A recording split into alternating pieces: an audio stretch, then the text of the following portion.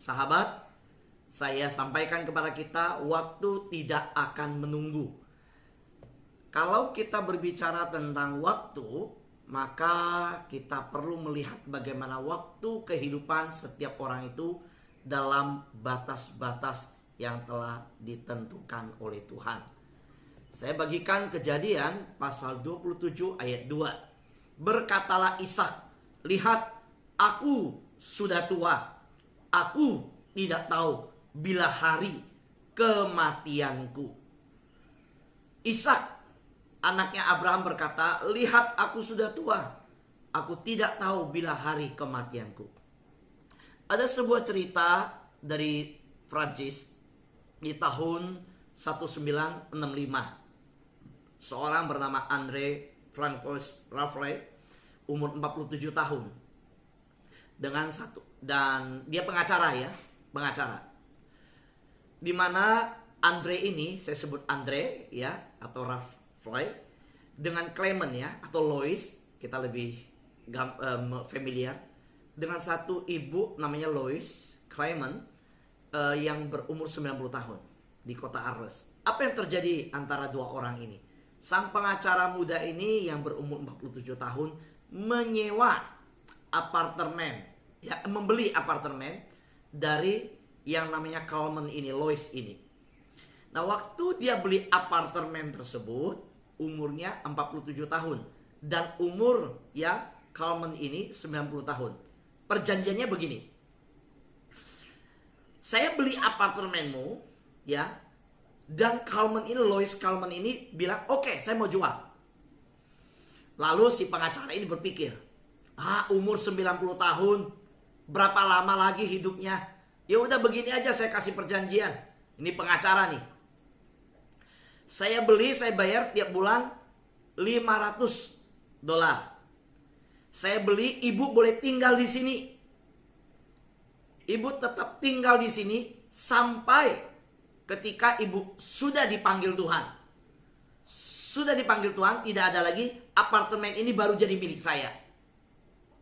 Kalau ibu masih hidup, ibu masih jadi haknya ibu, saya akan terus bayar. Tapi begini, saya kasih tinggal kan, tapi kalau ibu udah meninggal, saya nggak bayar lagi. Jadi saya bayar, saya nggak tinggal loh. Tapi kalau ibu sudah meninggal, ini jadi hak saya. Tapi kalau ibu belum meninggal, ini jadi hak ibu. Saya tetap bayar. Sekalipun saya sudah meninggal, tetap jadi tanggung jawab saya. Ini pengacara. Berani sekali ini bikin perjanjian. Ini perjanjian unik sekali. Maka sang Lois Clement ini di umur 90 tahun dengan apartemen dia berpikir, kalau saya meninggal buat apa apartemen ini juga? Ya udah, kamu mau beli silakan. Tapi saya tinggal, semasa saya hidup saya tinggal ya. Masa saya pergi keluar pindah rumah di umur 90? Ya boleh. Sang pengacara bilang, silakan tinggal. Dan masih jadi milik kamu. Semasi kamu tinggal, masih hidup, saya bayar terus. Apa yang terjadi? Dia mulai cicil, dia mulai bayar di umur 47. Sampai di umur 77.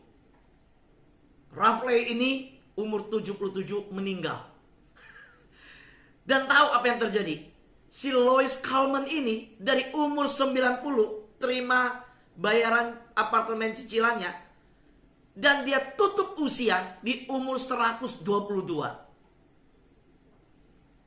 Jadi sang pengacara berpikir dengan perjanjian yang dia berani berikan sebagai seorang pengacara. Saya berani bayar tiap bulan. Tapi kalau kamu meninggal, ini jadi milik saya. Walaupun saya bayar baru 1 bulan. Bulan depan kamu meninggal, ini jadi milik saya. Nah, si Lois Clement bilang, ini perjanjian yang unik. Saudara, kisah akhir dari Clement ini, ya Lois Clement ini, yang dimana dia masih hidup selama 32 tahun setelah itu. Dari umur 90 sampai umur masih hidup 32 tahun lagi. Sedangkan si pengacara Raffaele ini hanya bertahan selama 30 tahun ketika dia mulai bayar. Bahkan ketika dia meninggal, istri anaknya masih terus membayar uang daripada apartemen itu. Sampai Lois Clement meninggal. Di umur berapa? 32 tahun. 122 tahun. Waktu perjanjian ini dibuat, mana Raflai pernah berpikir bahwa dia akan duluan pergi.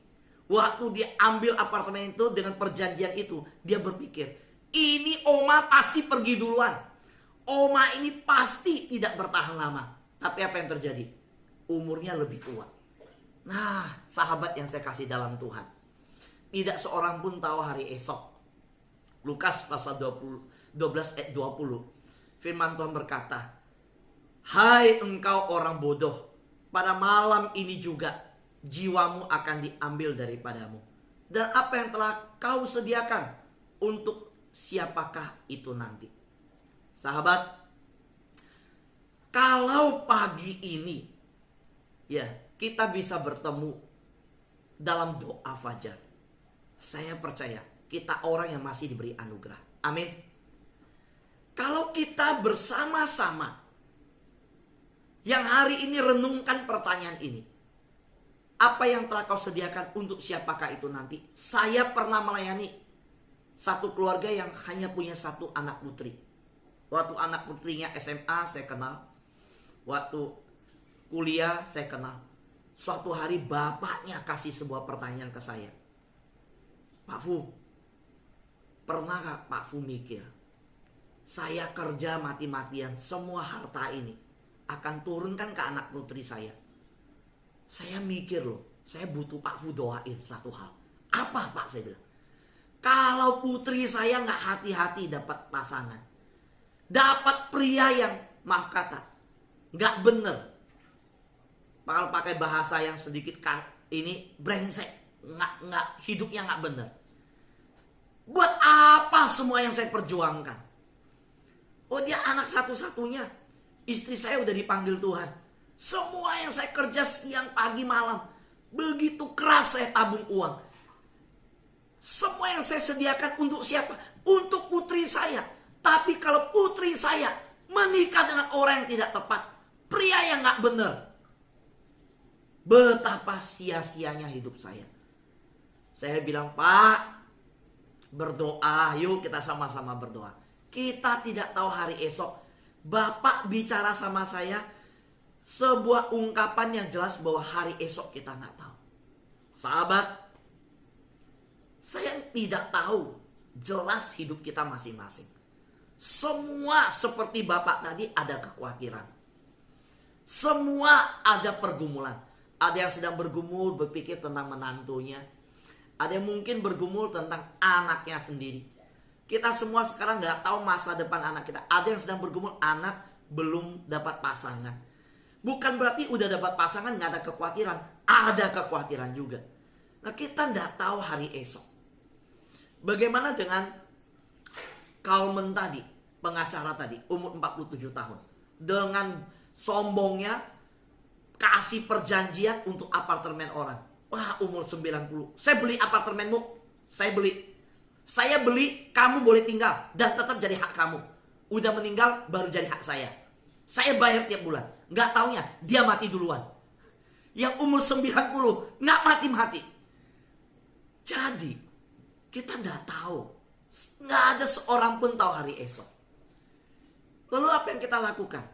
Kalau kita belajar dari Lukas pasal 12 ayat 20. Jangan bodoh. Kenapa Tuhan tegur orang itu bodoh? Karena dia sombong. Dia merasa bahwa, enggak, hai jiwaku, makan minum. Semua yang ditumpuk ini, semua ini enggak akan habis. Mau 7 turunan habis. Tuhan bilang kamu bodoh. Enggak ada orang bisa andalkan hari esok. Hari ini mengejutkan kita. Di India terjadi perubahan, di mana terjadi mutasi virus. Kita semua di dunia sudah berpikir, sudah ada vaksin, COVID akan reda. Tiba-tiba bukan hanya India. Sekarang sudah beberapa negara terjadi virus yang mutasi. Orang mulai bertanya, besok seperti apa? Hari esok, apakah akan reda atau akan lebih parah lagi? Nggak ada yang tahu. Lalu siapa yang kita andalkan? Apa yang kita andalkan? Tidak tahu apa yang akan terjadi hari esok. Yakobus juga mengungkapkan. Bukan hanya Yesus yang pernah berkata demikian. Yakobus berkata, sedang kamu tidak tahu apa yang akan terjadi besok. Apakah arti hidupmu? Hidup itu sama seperti uap yang sebentar saja kelihatan lalu lenyap. Jadi inilah hidup manusia. Tidak tahu hari esok, dan hidup manusia itu seperti uap. Kita tahu Ishak ketika digumulkan oleh Abraham mau dapat anak, sebentar kemudian, kalau kita baca, hidup begitu singkat. Hidup kita ini berjalan begitu singkat. Yakobus berkata seperti uap. Dan hari ini saya mau mengingatkan, waktu tidak akan menunggu. Waktu tidak akan menunggu. Apa yang kita kerjakan? Kita mengingat bahwa Tuhan yang akan datang. Juga kita tidak tahu kapan waktunya. Akhir zaman itu bukan hanya menunggu Tuhan datang. Kalau Tuhan belum datang, kita juga tidak tahu kapan kita datang ke Tuhan. Betul? Dan jangan berpikir, wah yang tua, yang umur 80, 90. Enggak, sahabat. Sahabat yang terkasih dalam Tuhan. Baik Yakobus, baik Yesus, maupun Ayub juga berkata, ingatlah bahwa hidupku hanya hembusan nafas, mataku tidak akan lagi melihat yang baik. Artinya, Ayub juga mengungkapkan dalam kebenaran ini, bahwa hidup itu seperti uap. Yakobus berkata hidup seperti uap. Ayub berkata hidup itu hanya hembusan nafas. Bukan hanya Ayub. Yesaya berkata, kalau hidup itu seperti uap, hidup itu seperti hembusan nafas, tidak lebih dari hembusan nafas. Jangan berharap pada manusia. Berharaplah pada Tuhan. Nah, kembali kita mengingat, dan hari ini saya ingatkan. Yuk, apa yang telah diperbuat Tuhan bagi hidup kita adalah baik. Kita semua hari ini tidak tahu akan hari esok. Waktu juga tidak akan menunggu. Yang akan terjadi hari esok dengan pandemi ini seperti apa? Akan lebih terjadi ledakan, terjadi mutasi virus. Bagaimana menghadapi? Bahkan kita yang belum vaksin ingin vaksin. Saudara tahu, saya dengar orang yang sudah vaksin bicara apa? Ya, dapat berita. Ternyata vaksin yang kita terima sekarang dengan varian virus yang baru nggak mempan. Sudah dengar itu? Nah, kita semua jadinya ini nggak ada yang pasti. Apa yang pasti? Hanya Yesus Kristus, janjinya yang pasti untuk saudara saya. Dia tetap sama kemarin, hari ini, dan selamanya. Dan Yesus berkata kepada kita, beritakanlah Injil sampai ke ujung bumi. Beritakanlah Injil ke seluruh bumi. Tuntaskan amanat agung. Dan kalau hari ini kita masih bisa bernafas, kita masih bisa. Hari ini saya ajak memasuki bulan yang baru ini, 3 Mei. Dan kita tidak terasa Januari, Februari, Maret, April sudah berlalu. Kita sudah hampir 6 bulan bertemu dalam Zoom ini. Ini anugerah Tuhan. Ini kebaikan dari Tuhan. Karena itu, yuk tanya sama Tuhan. Apa yang Tuhan mau kita perbuat? Sahabat, setelah firman Tuhan selesai perjamuan kudus, saya akan sharingkan apa yang Tuhan taruh di hati saya ketika saya berdoa, khususnya di hari Jumat. Pimpinan Tuhan semakin jelas. Saya mau mengajak kita masuk ke sebuah pelayanan yang baru lagi. Yaitu apa? Melayani melalui Zoom untuk orang-orang di Panti Werda. Saudara, saya akan jelaskan setelah perjamuan kudus. Ya, bagaimana Tuhan taruhkan di hati saya begitu kuat untuk kita melayani orang di Panti Werda, Panti Jompo. Saya nggak ngerti maksud Tuhan apa. Aduh, kenapa Panti Jompo ya? Kenapa bisa dapat sebuah visi ke sana? Saya akan jelaskan apa yang Tuhan pimpin itu untuk kita sama-sama melayani. Mari kita tundukkan kepala. Kita berdiam diri di hadapan Tuhan. Amin. Tuhan berkati kita.